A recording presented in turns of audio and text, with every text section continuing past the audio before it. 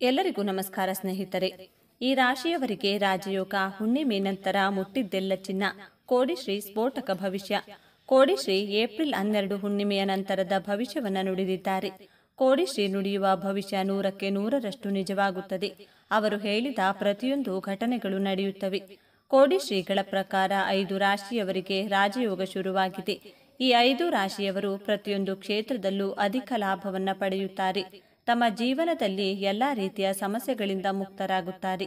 ಹಾಗಾದ್ರೆ ರಾಜಯೋಗ ಇರುವ ರಾಶಿಗಳು ಯಾವುವು? ಯಾವ ಕ್ಷೇತ್ರದಲ್ಲಿ ಅದೃಷ್ಟ ಹೊಂದಿದ್ದಾರೆ? ಯಾವ ಕ್ಷೇತ್ರದಲ್ಲಿ ಅವರು ಮುಟ್ಟಿದ್ದೆಲ್ಲ ಚಿನ್ನವಾಗಲಿದೆ? ಕೋಡಿಶ್ರೀ ನುಡಿದ ಭವಿಷ್ಯದಲ್ಲಿ ಏನಿದೆ ಎಂಬುದನ್ನು ಈಗ ತಿಳಿಯೋಣ. ಜೊತೆಗೆ ಏಪ್ರಿಲ್ 12 ಹುಣ್ಣಿಮೆಯ ದಿನ ಯಾವೆಲ್ಲ ಪರಿಹಾರಗಳನ್ನು ಮಾಡಿದರೆ ಸಂಪೂರ್ಣ ಅದೃಷ್ಟ ನಿಮ್ಮದಾಗುತ್ತದೆ ಎನ್ನುವ ಬಗ್ಗೆ ಕೂಡ ನೋಡೋಣ ಬನ್ನಿ. ಅದಕ್ಕೂ ಮುಂಚೆ ನೀವಿನ್ನೂ ಚಾನಲ್ಗೆ ಸಬ್ಸ್ಕ್ರೈಬ್ ಆಗಿಲ್ಲ ಅಂದರೆ ಈಗಲೇ ಸಬ್ಸ್ಕ್ರೈಬ್ ಆಗಿ, ಹಾಗೆ ವಿಡಿಯೋಗೆ ಲೈಕ್ ಮಾಡಿ, ವಿಡಿಯೋ ಸ್ಕಿಪ್ ಮಾಡದೆ ಕೊನೆ ತನಕ ನೋಡಿ. ಮಕರ ರಾಶಿ. ಕೋಡಿಶ್ರೀ ಅವರ ಪ್ರಕಾರ ಮಕರ ರಾಶಿಯವರಿಗೂ ರಾಜಯೋಗವಿದೆ.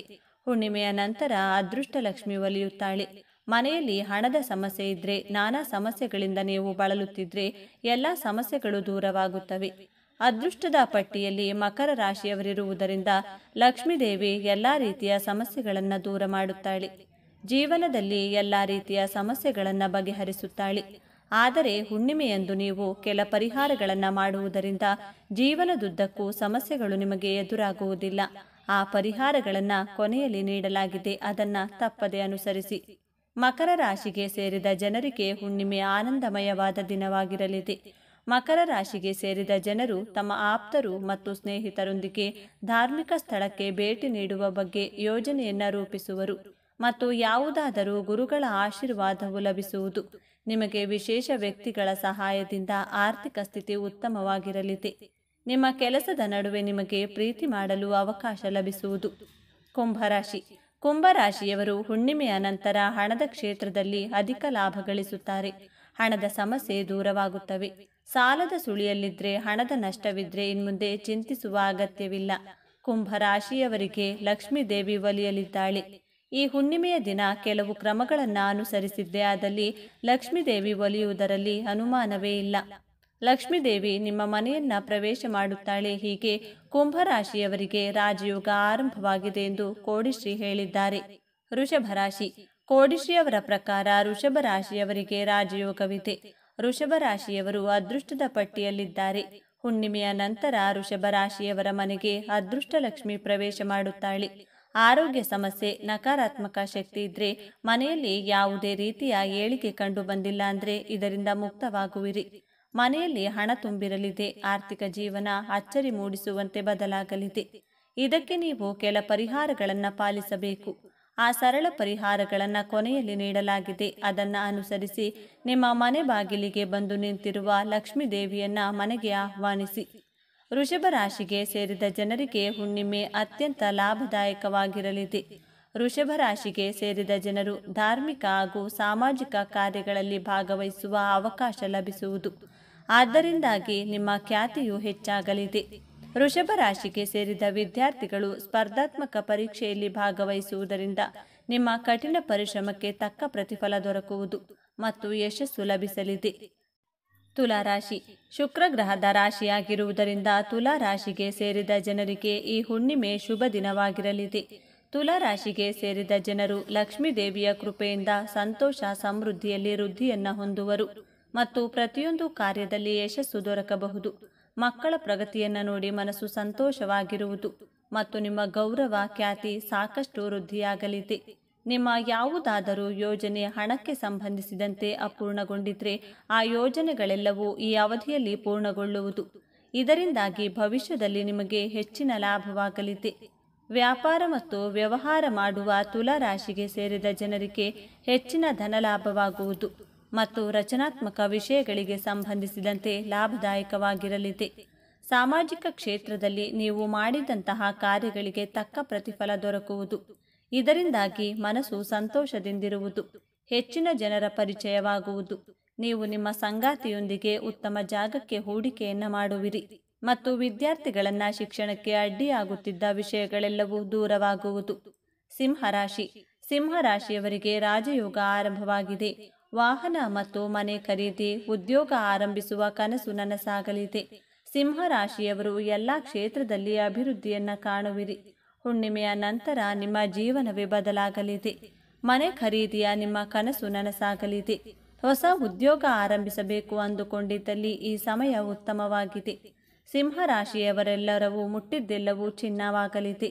ಆದರೆ ಇದಕ್ಕಾಗಿ ಕೆಲ ಪರಿಹಾರಗಳನ್ನು ಪಾಲಿಸಬೇಕು. ಆ ಪರಿಹಾರಗಳನ್ನು ಕೆಳಗೆ ನೀಡಲಾಗಿದೆ. ಅದನ್ನು ಅನುಸರಿಸಿ ಪೂರ್ಣಿಮೆಯೆಂದು ಶುಭಯೋಗ ರೂಪುಗೊಳ್ಳುವುದರಿಂದ ಸಿಂಹ ರಾಶಿಯ ಜನರಲ್ಲಿ ಬುದ್ಧಿವಂತಿಕೆ ಹೆಚ್ಚಾಗುತ್ತದೆ. ಹೊಸ ವ್ಯಾಪಾರ ಉದ್ಯಮದಲ್ಲಿ ತಮ್ಮ ಸ್ಥಾನವನ್ನು ಭದ್ರಪಡಿಸಿಕೊಳ್ಳಲು ಸಾಧ್ಯವಾಗುತ್ತದೆ.